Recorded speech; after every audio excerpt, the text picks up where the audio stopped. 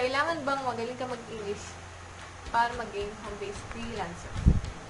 Yung ilang jobs, hindi naman kailangan na masyado kang magaling mag-English. Gaya ng mga non-voice job, like graphic arts, web design, SEO, etc. Pati data entry. Ayun, kahit hindi ako magaling mag-English, naging freelancer naman ako. Nag-umpisa ako as a writer, pero di naman ako magaling mag-sulat in English. Yung method ko sa pagsusulat ay, sa English writing ay, naghahanap ako ng 3 articles or 4 na articles at kinocurate ko para maging isang article by paraphrasing. Ililink ko sa baba yung video kung paano maging writer ng walang experience. Nag-umpisa ako noon sa blogger.com or blogspot.com. After ko maging writer, nagtatrabaho na ako noon, diba? Nag-invest ako sa graphic arts na special course.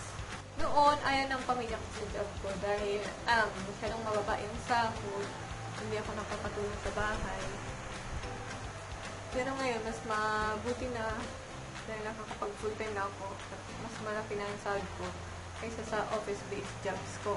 Ang kailangan ng magaling mag-English ay yung voice customer support o yung parang call center jobs. Gusto ko nun maging call center kaso mahirap makapasa. Hindi ako nakakapasa doon sa dinami-daming call center na in-applyan ko. Ayun, hindi ako makapasa sa online customer support na jobs. Pero sanay na naman ako sa non-voice jobs, kaya okay lang. Ang focus pala ng work ko home-based ay social media marketing, graphic arts, at web design. Nag-invest talaga ako sa mga courses for special skills. Ayun, since 2013, non-voice jobs yung mga nakukuha kong jobs. Una sa Craigslist at sunod sa Upwork or Odes pa noon. After ko naging writer, nagsawa na ako. So, naging graphic artist ako, social media manager, at web designer. Naging general virtual assistant din ako. Ano ang general virtual assistant? Ang general virtual assistant ay parang all-around na maraming ginagawa like web design, graphic arts, data entry, ganun, saka encoding, etc. etc. Minsan, mababa ang sahod sa general virtual assistant. Saka, ayun po, wag po kayo matatakot sa voice interviews dahil masasanay din kayo. Mag-practice lang ng mag-practice. Masasanay ka din sa dami nag-interview sa iyo.